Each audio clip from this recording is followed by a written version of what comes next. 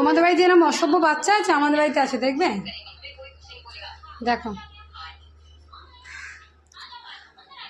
সারাক্ষণ এই একটা জানলা আর এই একটা জানলা আর ওই একটা জানলা আর এইদিকে ব্যালকনিতে সারা দিনটা শুধু উ আ করতেই থাকে। দেখো আর এদিকে কাজ জানা হয় তার বেশি ফোন দেখা হয়। হাত কেটে গেলে কার দোষ? মায়ের দোষ। এই হচ্ছে আমাদের ফ্যামিলি। একজন দেখো 14 বার হাত ধুবে,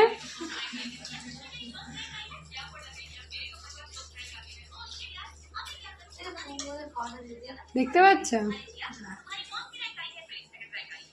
কাজ বললেই হয়।